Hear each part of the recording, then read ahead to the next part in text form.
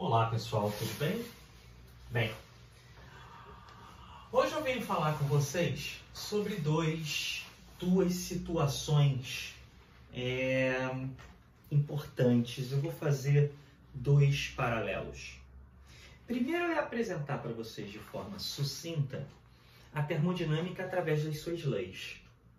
Então eu vou apresentar aos senhores a lei zero, primeira, segunda e terceira lei da termodinâmica.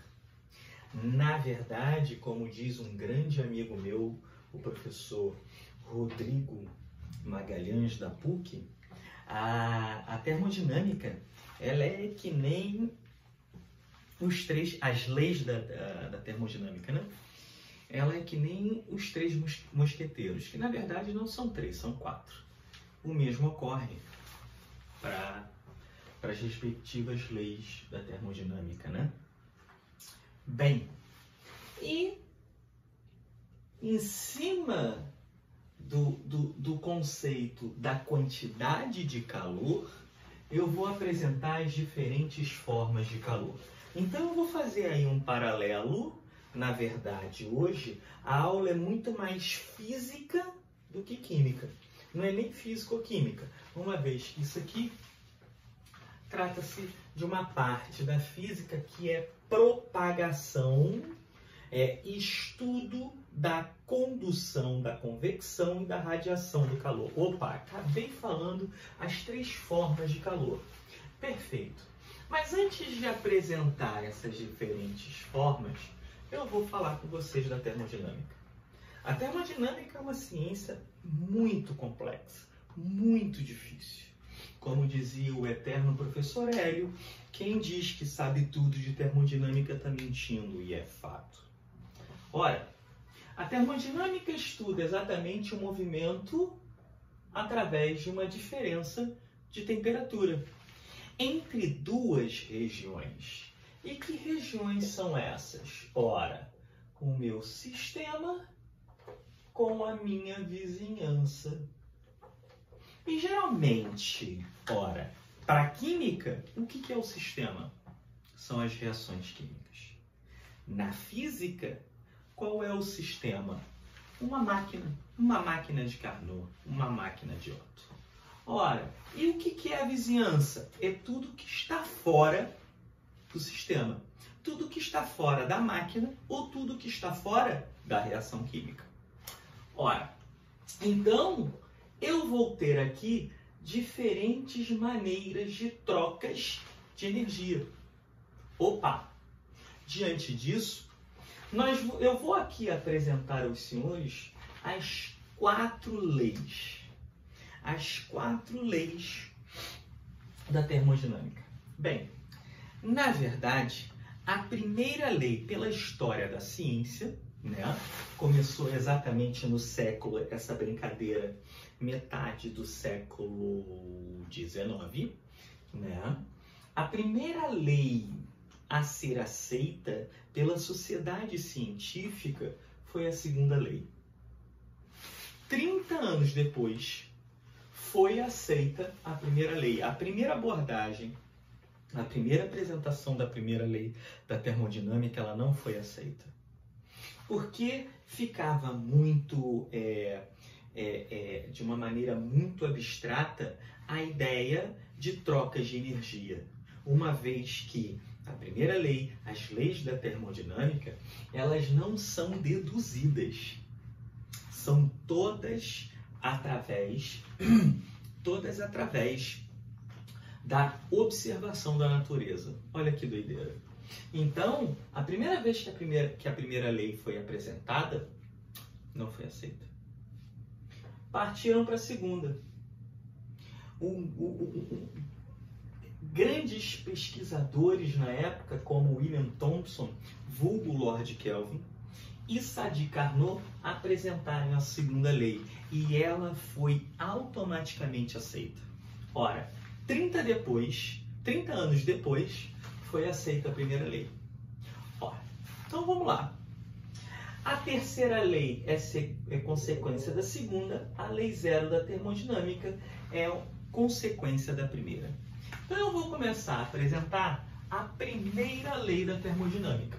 Então, a primeira lei da vou começar a apresentar a lei zero da termodinâmica. Então, ó, lei zero da termodinâmica. O que diz a lei zero da termodinâmica? Considere três corpos. Vou representar esse cara aqui, esses três corpos, como corpo A, ou seja, o sistema A. O sistema A. Vou representar aqui, ó, o sistema B. E vou representar aqui o sistema C. Perfeito. E o que afirma a lei zero? Vamos supor que A e B apresentam a mesma temperatura. Vou dar um sinônimo para isso. O mesmo equilíbrio térmico. Vamos supor que A e C apresentam a mesma temperatura, o mesmo equilíbrio térmico. Diante disso, A está em equilíbrio térmico com B, A está em equilíbrio térmico com C. Diante disso, eu posso afirmar que B e C também estão em equilíbrio térmico. Apresentam a mesma temperatura. A ideia da lei zero veio constituir e fundamentar o instrumento termômetro. Esse cara aqui, o A, passa a ser o termômetro de medição de B e de medição de C. Perfeito. A primeira lei da termodinâmica fala sobre, fundamentalmente, uma coisa chamada conservação de energia. E aí, nós temos o seguinte, ora, se da mesma ideia nós estudamos lá por Lomonosov, Lomonosov foi o primeiro cara que constituiu a ideia da conservação de massa. Lavoisier provou pela matemática. Ora, a conservação de energia, a mesma coisa. Ora, só que, obviamente, por um parâmetro energético. E o que afirma a primeira lei da conservação da energia? Que a variação da energia interna é igual ao somatório do calor mais o trabalho. Perfeito. Somatório não, desculpa. A quantidade de calor com o trabalho. Sendo que há uma grande diferença entre esses dois parâmetros. Primeiro que a energia interna é uma função de estado. Calor e trabalho são gradientes transientes. O que eu quero dizer com isso? Eu vou colocar aqui, ó, um sistema inicial A e B. Então, ó, A é o início, B é o final. Perfeito. Ora, se A é o início e B é o final, eu tenho uma energia interna inicial, uma energia interna final. Para este caminho, houve uma quantidade de calor, houve um trabalho realizado pelo ou sobre o sistema. Se eu coloco agora aqui, ó, em preto, a energia interna continua a mesma. Por ser uma função de estado, ela somente está preocupada com o início e o final. Agora, o calor realizado e o trabalho podem ser diferentes. Então, calor e trabalho está exatamente ligado ao caminho. Energia interna são fixos. Então, se eu saio do Rio e vou para São Paulo, Rio fixo, São Paulo fixo. Posso gastar uma quantidade de calor, vou realizar um trabalho. Ora, outro dia que eu saia do Rio de Janeiro e vá para São Paulo, vou ter uma outra quantidade de calor e posso sim, muito provável, ter exatamente um trabalho diferente, um trabalho realizado diferente. Ok? Perfeito.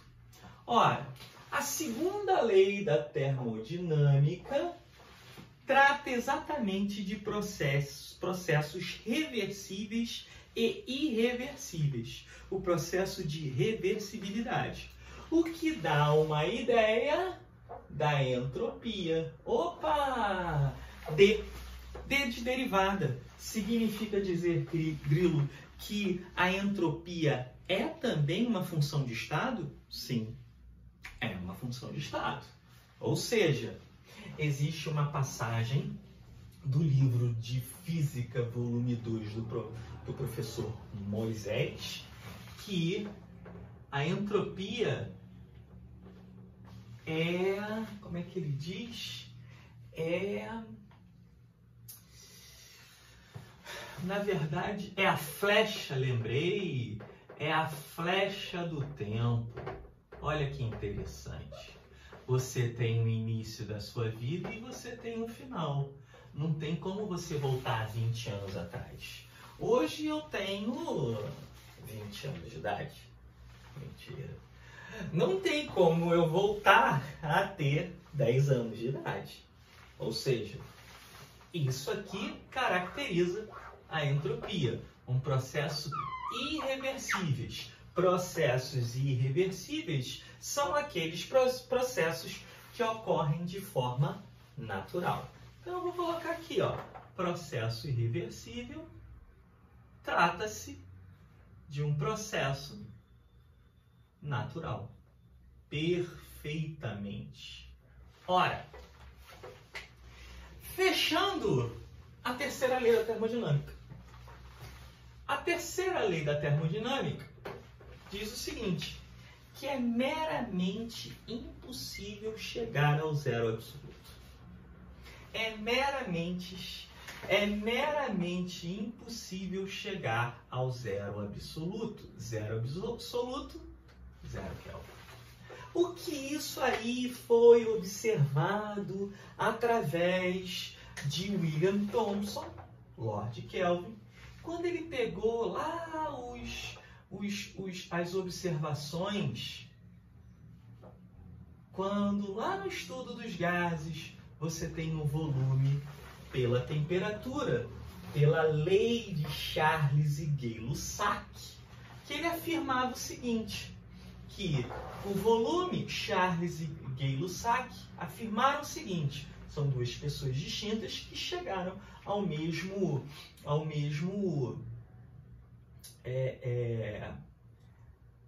à mesma situação, à mesma conclusão, que o volume é diretamente proporcional à temperatura, quando a pressão for constante. Ora, então eu tenho o seguinte, eu tenho diretamente proporcional, e se eu prolongar isso aqui, ó, eu vou chegar a uma temperatura que é zero. Ou seja, é meramente impossível chegar à temperatura de 0 Kelvin. O que acarretaria que a velocidade das partículas gasosas seriam igual a zero, uma vez que a velocidade média quadrática de uma partícula gasosa é 3RT dividido pela massa molar. Ora, se isso aqui é zero, a velocidade de uma partícula gasosa é zero, o que é impossível? É impossível chegar ao zero absoluto. O que, levando para a ideia de Carnot, significa dizer que o rendimento de uma máquina de Carnot é 1 menos a temperatura do frio sobre a temperatura do quente. Ora, se eu tenho isso, se essa temperatura aqui, ó, for zero, é meramente impossível, uma vez que TF dividido por zero não existe. E se a temperatura do frio, se a se a temperatura do frio, esqueçam o que eu falei anteriormente, peço desculpas. Se a temperatura do frio for 0 Kelvin, perfeito. Isso aqui, 0 dividido por temperatura do quente, 0. 1 menos 0, eu teria um rendimento, teria um rendimento de 100%, que é meramente impossível. Para que uma máquina de Carnot ela seja eficiente, apresente uma eficiência de 100%, que é muito difícil, a temperatura do frio tem que ser 0 ou a temperatura do quente tem que ser absurdamente alta. Para que isso aqui tende a 1, que é 100%. O que é muito difícil, né, senhores? Bem, ora, lembrando que eu peguei exatamente a ideia da terceira lei e coloquei no rendimento de Carnot, tá legal? Que está dentro da segunda lei da termodinâmica. Ok? Então, é o seguinte, só para dar uma pincelada. A segunda lei, flecha do tempo.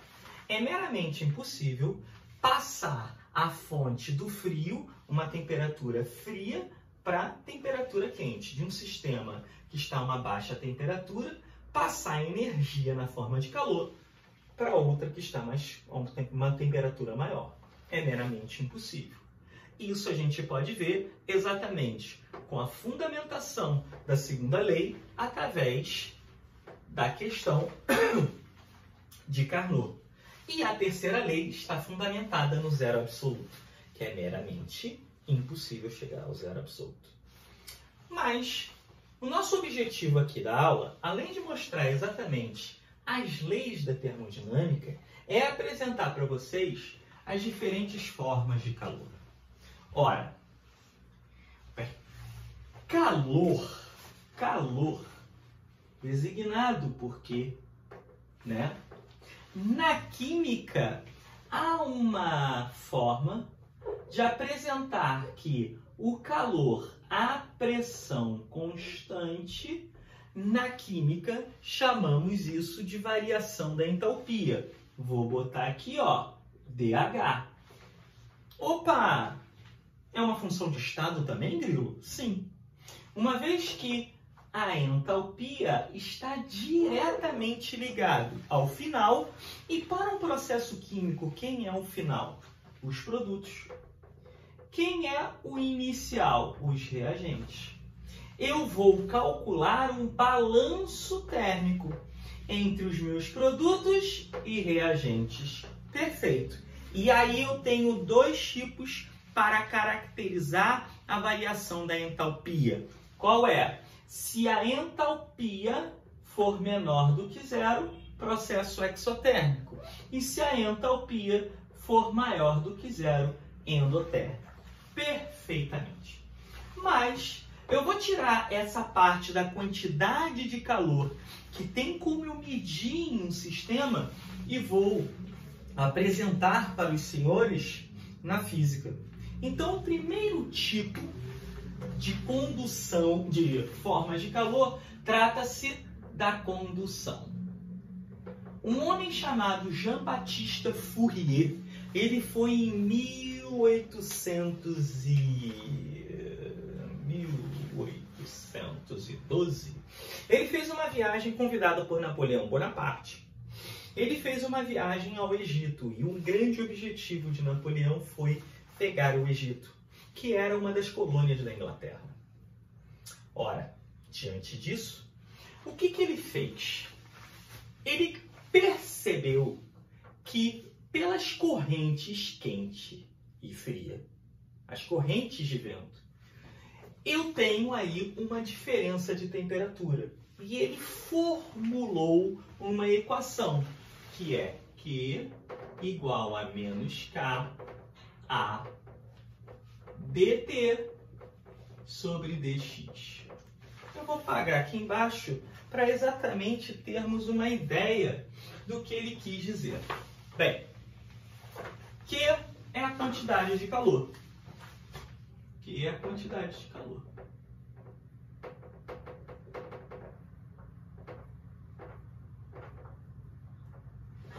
Kzinho chama-se condutividade térmica. E essa condutividade térmica está relacionada ao meu material. Meu material pode ser um metal, alta condutividade térmica, pode ser um polímero, dependendo do polímero, baixa condutividade térmica. Enfim, então o K ele é tabelado. A é a área. dt é a diferença de temperatura e dx é a espessura do material que eu estou analisando. Perfeito. Diante disso, eu vou desenvolver essa equação aqui. E olha que interessante, eu não coloquei dq, porque Q é um gradiente transiente. Então eu tenho o seguinte, ó, fazendo essa primeira partezinha aqui, eu tenho o seguinte, essa ideia aqui, ó, eu tenho um material,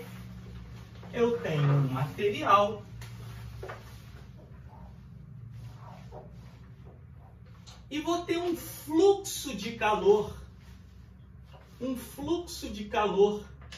que passa por esse material. Perfeito. Ora, o que eu vou fazer? dx está dividindo, passa para o lado, multiplicando. Q que multiplica dx é igual a menos K a dt. Ora, o que eu vou fazer? Eu estou considerando um regime estacionário, ou seja, ao longo do meu material, uma parede pode ser, eu tenho uma quantidade de calor constante. Diante disso, o que eu vou fazer? Se isso aqui é constante, K e a área são constantes do meu material, eu vou colocar a minha integral aqui, ó, em relação à espessura, que vai do 0 ao x, perfeito, do 0 ao x, a uma temperatura da face da esquerda, T1, à face da direita, T2. Então, eu vou integrar exatamente aqui do outro lado, ó, T1 sobre T2.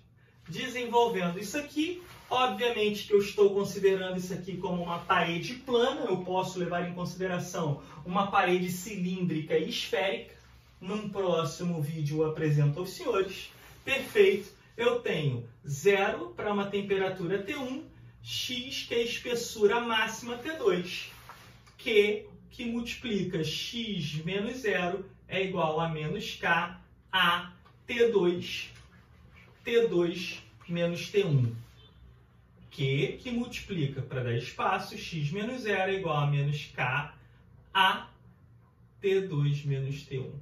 Grilo, por que a ideia do menos? É exatamente o seguinte, para que eu não encontre uma quantidade de calor negativa.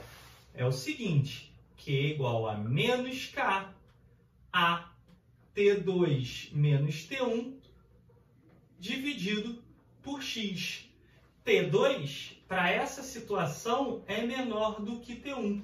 Diante disso, ora, se essa variação aqui ela é negativa, negativo com negativo, positivo, eu vou ter uma quantidade de calor calculada de forma positiva. Bem, o segundo tipo de forma de conduzir, de estudar calor, trata exatamente da convecção. E foi um monstro, novamente ele, sempre ele, convecção de calor. E quem foi que estudou isso? Um homem nada mais, nada menos do que Newton. Processo convectivo de Newton. Ora, a equação ela é muito complicada. O processo exatamente convectivo é um processo muito complicado. Vamos supor que a gente tem aqui, ó, uma superfície sólida, um plano, né? Um material. E aqui, ó, eu tenho um fluido. E um fluido ele é caracterizado ou na fase líquida ou na fase gasosa. Por que líquida e gasosa ali, ô Grilo? É exatamente por ser duas fases da matéria muito mais próximas comparadas ao estado sólido. Diante disso, nós temos aqui, ó, a temperatura do fluido. Vou botar aqui um infinitozinho. E nós temos aqui, ó, a temperatura da superfície. Ora, a quantidade de calor de convecção, processo convectivo de Newton é Q é igual a H. E que H é esse? H é a constante de convecção. E esse H aqui está relacionado a várias propriedades. Densidade, permeabilidade, características gerais do fluido, né? Vou botar aqui, ó, características gerais do fluido, perfeito, capacidade calorífica, e aí e tantos outros. Uma série de propriedades que está inserida nesse H aqui. E trata-se de um H convectivo. Que tipo de fluido é? A é a área exatamente do meu contato do fluido com a superfície, temperatura da superfície menos a temperatura do fluido. Levando em consideração que a temperatura da superfície seja maior que a temperatura do fluido. Caso sejam diferentes, por exemplo, caso a temperatura do fluido seja maior que a temperatura da superfície, você simplesmente vai trocar. Ok? Esse processo de convecção de calor é muito complexo, exatamente por essa constante aqui. Ok? Perfeito. E o terceiro e último tipo de conduzir calor trata-se da radiação, né? Radiação. E a forma mais simples, um exemplo mais característico do processo radioativo é quando você tem aqui, ó, o Sol e a Terra. Entre o Sol e a Terra você não tem nenhum meio. Eu tenho duas superfícies em que eu vou ter aqui, ó, a condução de calor no sentido Sol-Terra. Essa equação aqui, ela é bem complicadinha. Por quê? O processo de radiação ocorre entre duas superfícies distintas, claro, de preferência, distintas, óbvio, e que aqui não há nada que impeça. É como se estivesse no vácuo. Então, a quantidade de calor é igual a uma constante chamada constante, olha como ela é bem complexa. Constante de Boltzmann, Stefan Boltzmann, que multiplica a área, que multiplica o fator de forma, porque eu posso ter superfícies ou quadradas, ó, superfície 1 e 2, ou uma forma um tanto quanto distintas. Então eu tenho que calcular esse fator de forma, que para o segundo grau eles não levam em consideração. Na engenharia sim, que multiplica a diferença de temperatura elevado à quarta potência. Ok? Lembrando e finalizando que a quantidade de calor, a unidade da quantidade de calor é o watts ou joule por segundo. Ok, rapaziada? Grande abraço.